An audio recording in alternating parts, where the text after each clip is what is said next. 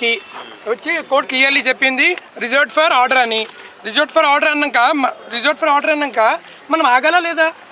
ఆగకుండా ఆ రోజు నుంచి నాన్ స్టాప్ పని చేసుకుంటూ వెళ్ళిపోతున్నారు. డే అండ్ నైట్ టైం కూడా పని చేశారు. మేము ఆగనప్పుడు మనం గుడి కట్టడానికి ఎందుకు ఆపాలి? మనం కూడా కట్టుకోవడానికి అందరూ సహకరించి స్టార్ట్ చేయండి.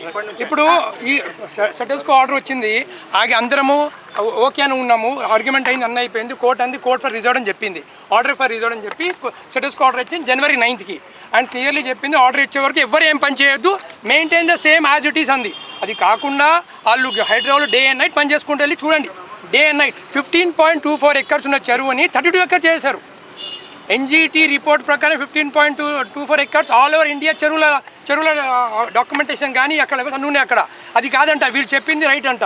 అదంతా రాంగ్ అంటే వీళ్ళు చెప్పింది రైట్. ఇక్కడ న్యాయం ఇది. అది కాకుండా అలా చెరువు ఉంది అల్లాపూర్లో, మేముంది శేరిలింగంపల్లిలో. 1945 డాక్యుమెంట్ పంపించేసాం మేము.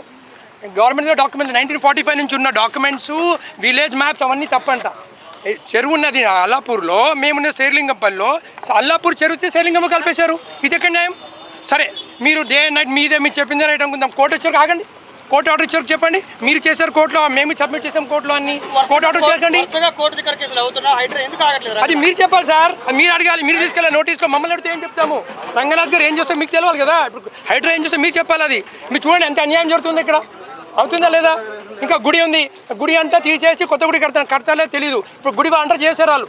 గుడికి దారి చూపెట్టండి. ప్రతి గుడికి దారి ఉంటుందా లేదా సార్? అందరు అడుగుతారు గుడికి దారి ఉంటుందా లేదా? గుడికి దారి చూపెట్టండి సార్. మీరు గుడి దారి అది దారి ఇవ్వకుండా గుడి బ్లాక్ చేశారు. ఇప్పుడు అంత అర్థం ఏంటి?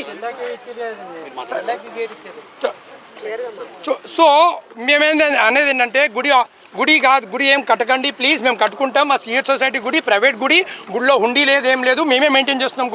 గుడి అంతా మేమే రన్ చేసుకుంటున్నాం. భక్తులు వస్తున్నారు, వెళ్తున్నారు, పూజలు చేస్తున్నారు రెగ్యులర్గా, అక్కడ అన్నదానాలు చేస్తున్నాం, అన్నీ చేస్తున్నాము. ఇప్పుడు సడన్గా కొత్తగా మేము కట్టేస్తామని చెప్పి బ్లాక్ చేసేసి జనాలకు పోకుండా చేశారు. చూడండి మీకు కావంటే అక్కడ గేట్ లేదు రావడానికి, ఇది ఒక్కటే గేట్ అంట. గుడి గేట్ సపరేట్ ఉంటుందా లేదా బ్రదర్? పార్క్ గేట్ వేరు, గుడి గేట్ వేరు. అది కాకుండా చేశారు. మేము జడ్జ్ గారు ఏమన్నారు, వాళ్ళ అడ్వకేట్ జనరల్కి ఇది ఏం జరుగుతుంది, మీరు కోర్టు ఆర్డర్ ఇచ్చారు ఆగరా అని అడిగారు. స్టేడియం చేస్తున్నారని జడ్జ్ గారు అడిగారు. రికార్డు ఉంది, కావాలని చూసుకోవచ్చు మీరు. అది ఇంత మాట అన్న కూడా తర్వాత కూడా ఆగకుండా పని చేసుకున్నట్టు ఏం చెప్పమంటారు? ఎవరికి చెప్పుకోవాలి మేము? ఇంకోటి మధ్యలో కోర్టులు అంటే ఈయనకు నమ్మకం లేదంట. జడ్జిలందరూ కరప్టెడ్ అంట. ఆయన పర్సనల్ ఫ్రెండ్స్ దగ్గర మాట్లాడే మాటలు నాకు తెలుసు.